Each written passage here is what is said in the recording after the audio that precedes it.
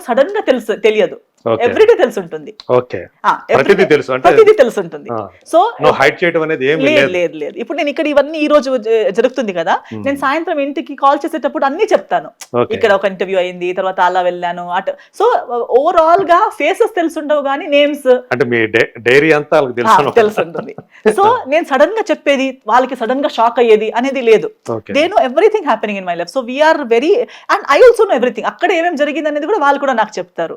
So చిన్నప్పటి నుంచి ఆ వాతావరణం మనం ప్రతిదీ షేర్ చేసుకుంటూ ఓపెన్ గా డిస్కస్ చేస్తూ, మంచిదైతే ముగ్గురు ఓకే సరే, లేదంటే ముగ్గురు వద్దు.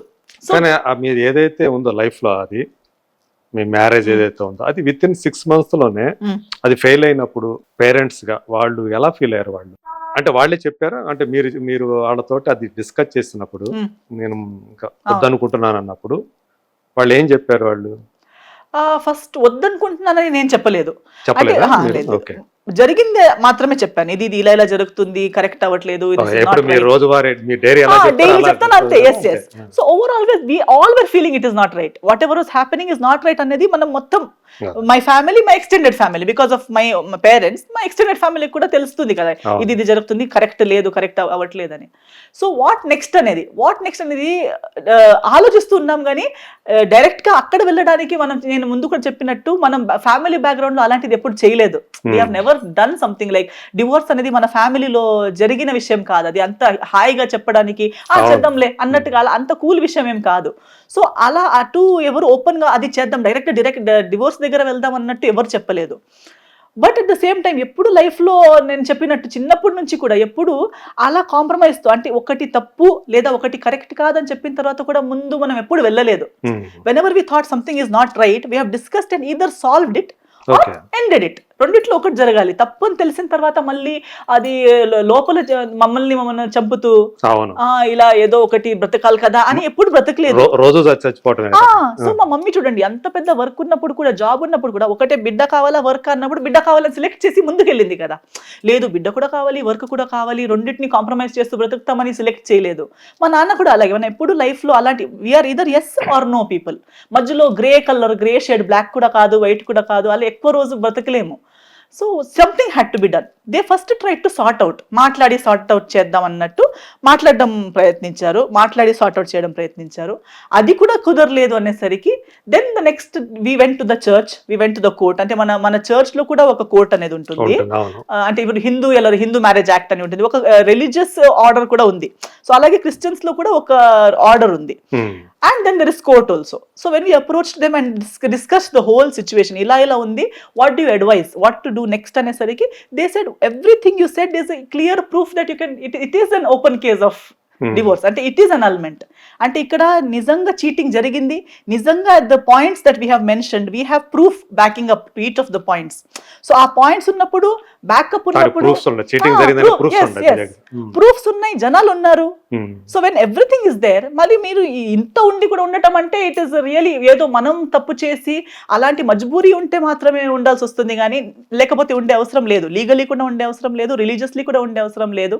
ఇన్ ఎవ్రీ వే నీట్ గా గొడవలు లేకుండా బ్రేక్ అయ్యే సిచ్యువేషన్ అది.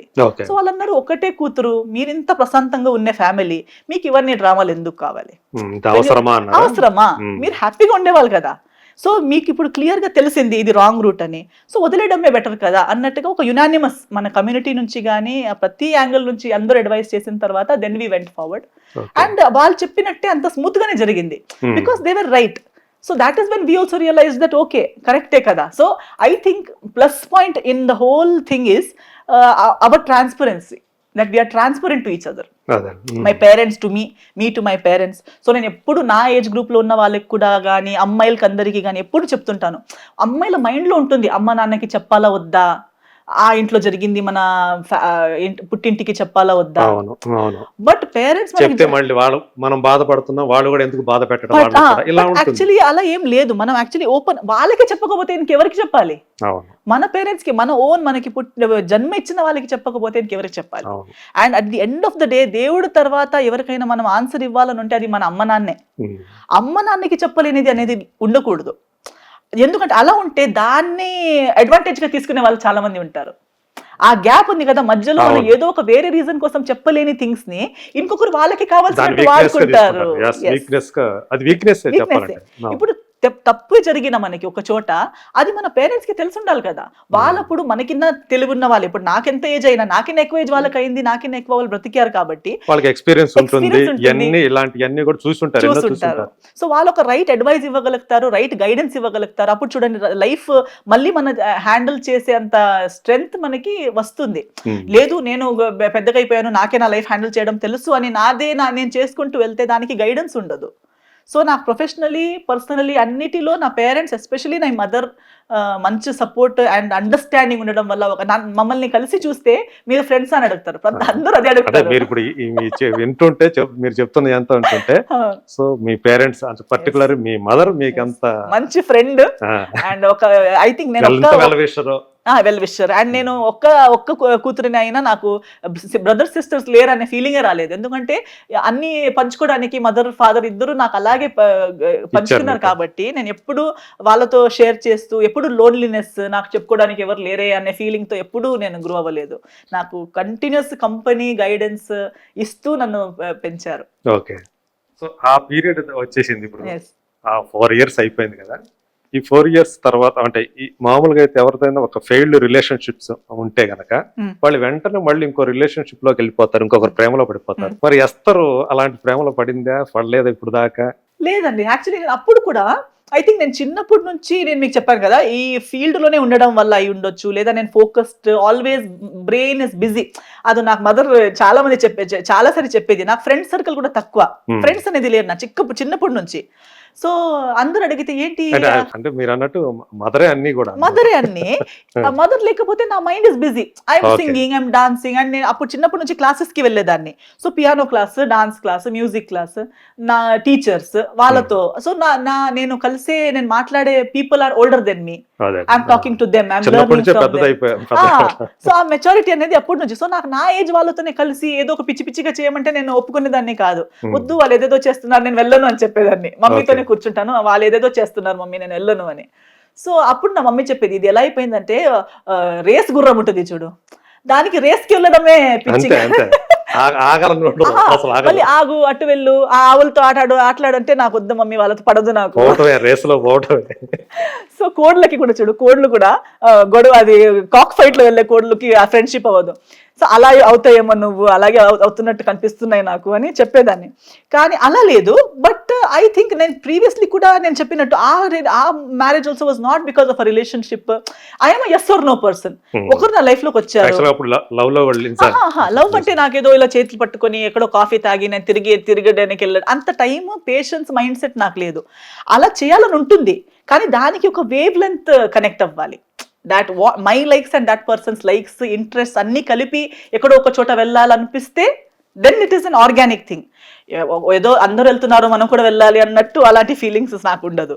సో అప్రోచ్ అయ్యి పెళ్లి అని అడిగేసరికి okay, whether I want to marry, logically yes, I'm 26, అప్పుడు నాకు 26 years. సో 26, 27కి అందరూ నా కజిన్స్ అయితే 22, 23కి పెళ్లి చేసుకున్నారు.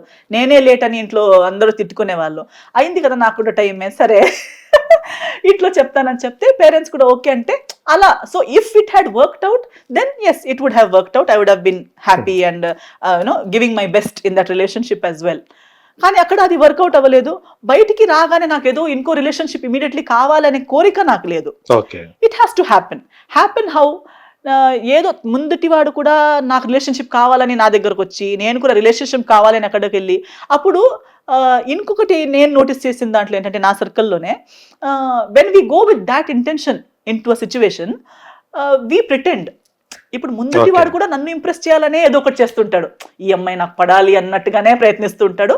అండ్ అప్పుడు అది 4 years రిలేషన్షిప్ అయినా 10 years రిలేషన్షిప్ అయినా నటిస్తూ ఉంటారు. అది కావాలని నటించడం కాదు, ఇంటెన్షన్ మంచిదే, నాకే మోసం చేయాలని interest.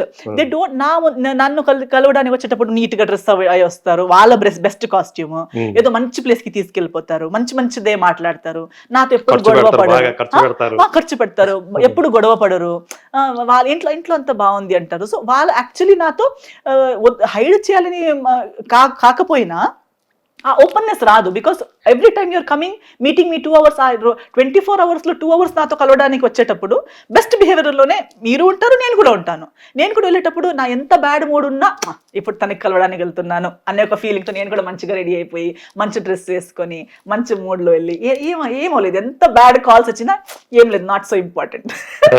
So I will be nice to that person because Okay. నా మైండ్ సెట్ లో ఐఎమ్ ట్రైయింగ్. అలాంటి ఎక్స్పీరియన్స్ ఎన్ని అయినాయి ఇప్పటికి? అది నాకు అవ్వలేదు. ఇప్పుడు